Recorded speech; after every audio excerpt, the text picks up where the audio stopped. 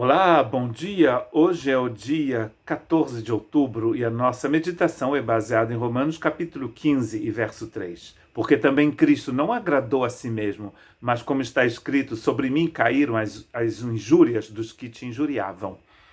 Paulo vai aqui então utilizar a mesma estratégia que ele utilizou em Filipenses capítulo 2, quando ele vai exortar a igreja a respeito da unidade, do fato deles precisarem de ter o mesmo espírito, o mesmo coração, uma mesma alma, porque a igreja estava dividida.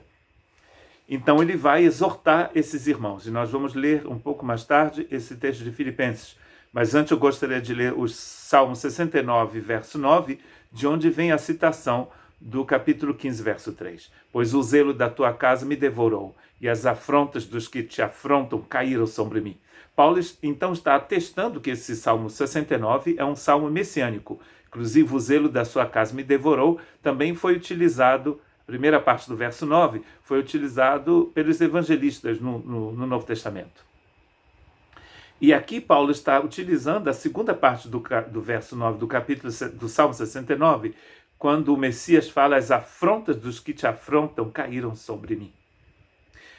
Ele está falando aqui da casa do Senhor. Então, as afrontas dos que te afrontam aqui, são as afrontas que afrontam Deus.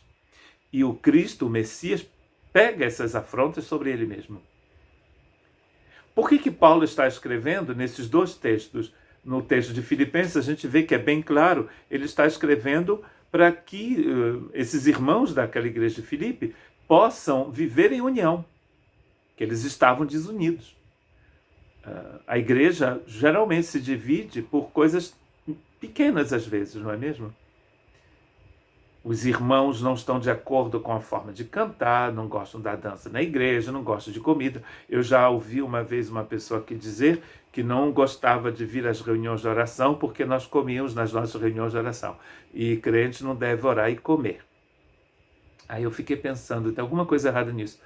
Aí eu vi que em Atos 2, os irmãos, quando se reuniam para orar, para cantar, para ouvir a palavra, também partiam o pão, comiam, na verdade. Partir o pão quer dizer comer, porque eles comem, o pão que eles quebram serve de colher, serve de garfo. Né? Eles não usavam garfo e colher, usavam o pão para comer, aquele pão duro que pode ser quebrado. Então eles partiam o pão, ou seja, eles jantavam e almoçavam juntos. E em algumas igrejas as pessoas vão se dividir, vão brigar por causa disso. Qual o exemplo maior que nós temos? Não é o apóstolo Paulo, não é o Pedro, não é o João, não é o Tiago, não é nenhuma pessoa que, inclusive, algumas pessoas do cristianismo chamam de santos, nenhuma dessas pessoas, nem mesmo Maria, é o Senhor Jesus. Interessante que Paulo, em Romanos capítulo 15, verso 3, como já vimos, cita um salmo messiânico. E ele está dizendo: Cristo não agradou a si mesmo. Mas, como está escrito, sobre mim caíram as injúrias dos que te injuriavam.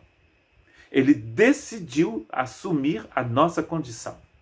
É o que ele vai dizer então em Filipenses capítulo 2. O verso 6 diz o seguinte, que sendo em forma de Deus, não teve por usurpação ser igual a Deus.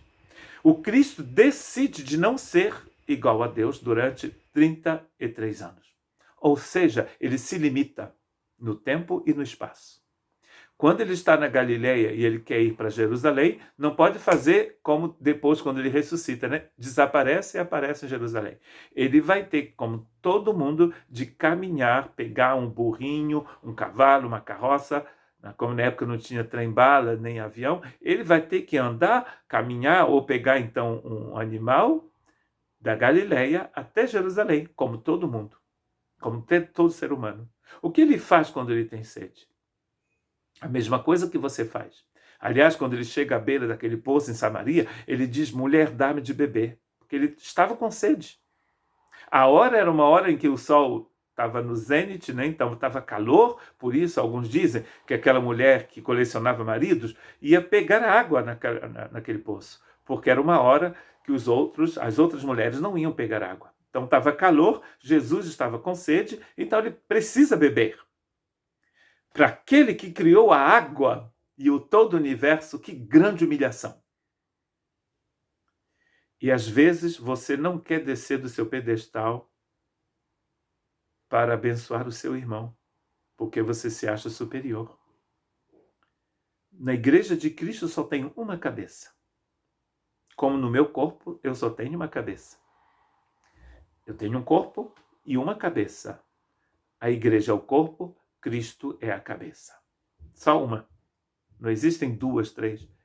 E o Tiago, quando está exortando o povo da igreja de Cristo a ser humilde, ele diz: procurem o seu lugar lá onde se encontram os soldados. Eu acho que é assim em português. Lá onde se encontram os soldados. Isso é ser humilde. É dizer, eu sou um soldado, o general é Cristo, mas eu sou um soldado. Todos nós somos soldados. O pastor e a ovelha. Eu e você. Todos nós somos. Só existe uma cabeça. Aliás, nas Escrituras só existe um ungido.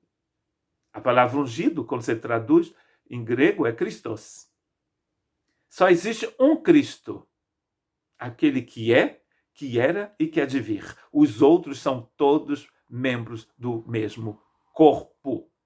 Que coisa linda. Quando a gente chegar no céu, ninguém vai querer saber se você era papa, padre, bispo, pastor, presbítero, diácono, dirigente do culto de louvor, dos jovens, nem lembro mais o que tem, mas tem um monte de coisa.